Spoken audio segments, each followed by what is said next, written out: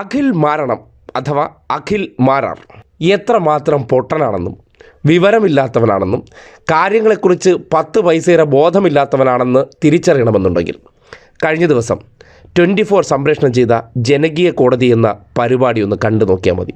അത് കണ്ടിരുന്നപ്പോൾ നമ്മുടെ നാട്ടിലെ സോക്കോൾഡ് സംഘികളുടെ ഒരു കൂടിയ ഇനം എന്നതിനപ്പുറം വെറും മാരണം മാത്രമാണ്.